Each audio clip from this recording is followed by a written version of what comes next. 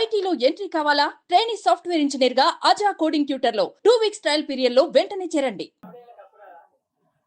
కమెడీలకు cup రాదా అని ఈ క్వశ్చన్ చాలా పెద్ద వైరల్ అయింది.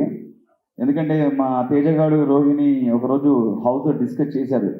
కమెడియన్స్ కప్పు రాదు, కమెడియన్స్ని అక్కడ వరకు చూస్తారు, అక్కడ వరకు తీసుకెళ్ళదు గెలిపించు అని చెప్పారు. ఈ ప్రశ్న అనేది నాకు సీజన్ 4 నేను 13th వీక్ బయటకు వచ్చినప్పుడు అనిపించింది.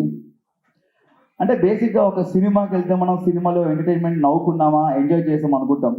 సినిమా అంతా సీరియస్గా ఉంటే అదొక సీరియల్లా ఉంటుంది. కంపల్సరీ ఈ జనరేషన్లో ప్రతి ఒక్కరు ఎంటర్టైన్మెంట్ కోరుకుంటున్నారు. చాలామంది స్ట్రెస్లో ఉంటారు, ఆఫీసులు కానీ ఇలా వేరే వేరే వర్క్స్లో ఉంటారు. ఇంటికి వెళ్ళి చూస్తే సరదా నవ్వుకుందాం రా అనుకుంటారు.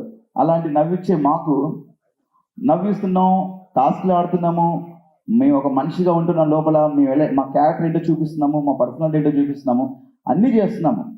అంటే అన్నిట్లలో కామెడీ, టాస్క్లు, ఎమోషన్స్ అండ్ ఫైట్ అన్నీ చేస్తున్నాం. ఇన్ని చేస్తున్నాము, మనకెందుకు కప్పు రాదని చెప్పి నాకు సీజన్ 4 అప్పుడు నాకు ఈ ఆలోచన వచ్చింది. కానీ ఎక్కడ బయట పెట్టుకోలేకపోయాను. చూద్దాం, ఇంకా బిగ్ బాస్ చాలా సీజన్స్ ఉన్నాయి కదా, చాలా మంది కమెడియన్స్ వెళ్తుంటారు, ఎవరెవరు గెలుస్తారో నేను వెయిట్ చేశాను. వాళ్ళకు క్వశ్చన్ రేజ్ చేసిన తర్వాత నేను టాప్ 5కి వెళ్ళిన తర్వాత ఒక నమ్మకం వచ్చింది. నాకు టాప్ 5 వరకు వచ్చాను కదా, గెలుస్తానేమో ఒక హోప్ వచ్చింది. దాని తర్వాత చూసిన తర్వాత మనకేమో ఇలా సైలెంట్గా ఉండడం, డైలాగ్ చెప్పడం తెలియదు. మనకు ఎక్కడ ఏమనిపిస్తుంది నవ్వుతాం, ఏదనిపిస్తే మాట్లాడేస్తాం. అలా మ్యాన్లీగా ఉంటే మనకు పర్సనాలిటీ కాదు, కొంచెం ఫన్నీగా ఉండే క్యారెక్టర్ మనకు. బట్ ఒక విషయం ఏంటంటే, నేను నాకు నేనుగా ఆడి నా ఆట నేను ఆడుకొని టాప్ 5 వరకు వచ్చాను. నామినేషన్స్లో ఉండకపోవడం నాకు తప్ప, వాళ్ళు నామినేట్ చేయకపోవడం తప్ప నాకు తెలియదు. బట్ నాకు నేనుగా ఆడుకొని టాప్ 5 వరకు వెళ్ళాను, ఫస్ట్ ఫైనలిస్ట్ అయ్యాను. ఒక నమ్మకం వచ్చింది గెలుస్తానని. బట్ ఇంకా 15th వీక్ వచ్చిన తర్వాత ఆ నమ్మకం కూడా పోయింది. బట్ జీవితంలో కోరిక ఉండిపోయింది. బిగ్ బాస్లో ఒక కమెడియన్ గెలవాలి, ఒక ఎంటర్టైనర్ గెలవాలని నాకు కోరిక ఉంది.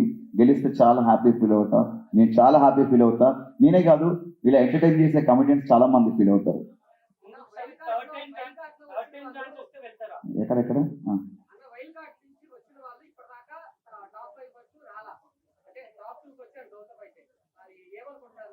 టాప్ 5 వచ్చాను అనుకుంటా. మన నవదీప్ గారు వచ్చాను అనుకుంటా, టాప్ 2 రాలేదు. చాలా సంతోషం. ఎందుకంటే ఒక వైల్డ్ కార్డ్గా మనం వెళ్ళినామంటే మన నుంచి ఏదో ఎక్స్పెక్ట్ చేస్తున్నాను. దానికి తగ్గట్టు గౌతమ్, యాక్చువల్లీ నేను అనుకున్నాను గౌతమ్ గెలుస్తానని చెప్పేసి, చాలా హోప్స్ ఉండే. స్టేజ్ మీద కూడా చెప్పాను గౌతమ్ గెలుస్తానని. బట్ నా దృష్టిలో గౌతమ్ కూడా గెలిచినట్టే. ఎందుకంటే ఒక వైల్డ్ కార్డ్గా 6th వీక్ వెళ్ళి 2nd పొజిషన్ అంటే ఆల్మోస్ట్ ఇస్ అ విన్నర్ నా దృష్టిలో.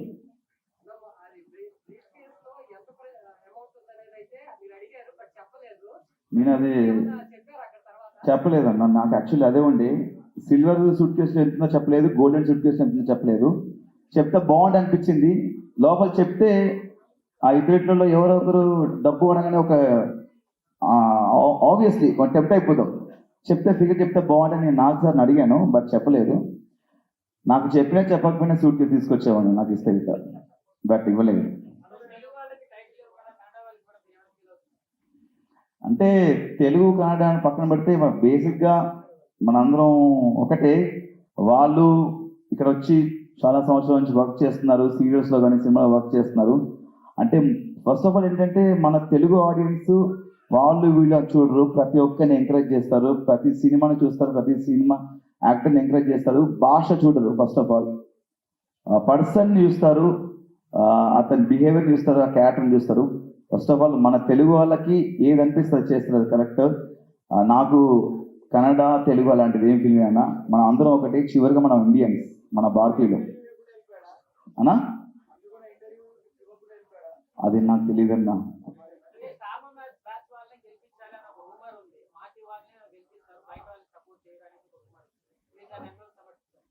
అంటే అది రూమర్ కదన్నా, దాన్ని రూమర్ క్రియేట్ చేశారు కాబట్టి అది రూమర్ అనుకుందాము. నాకు తెలియదు యాక్చువల్లీ.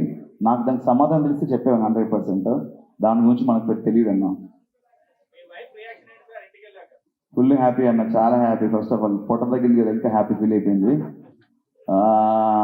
అంటే బేసిక్గా నా వైఫ్కి నా హెయిర్ అంటే చాలా ఇష్టం. బట్ నేను సినిమా అనే పిచ్చితో, సినిమా మీద ప్రేమతో పెంచుకున్నది. ఒక సినిమా కంటిన్యూటీ కూడా. బట్ ఒకసారి ఆటలో దిగిన తర్వాత ఆట కోసం ఏమైనా చేయాలని చెప్పేసి కట్ చేశాను.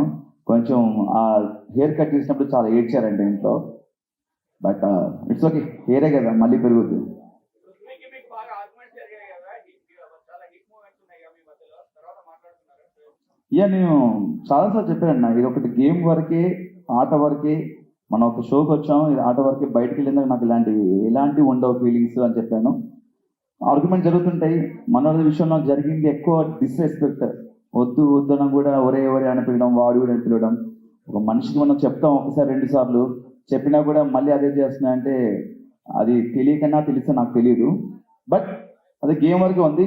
బట్ నాకు మాత్రం పృథ్వీ ఒక మంచి ఫ్రెండ్ లానే, ఇప్పటికి కలిస్తే హాయ్ చెప్తాను, వెళ్ళేటప్పుడు బాయ్ చెప్తాను. సుమన్ టీవీలో మీ పర్సనల్ అండ్ బిజినెస్ ప్రమోషన్స్ కోసం కింది నెంబర్కి కాంటాక్ట్ చేయండి.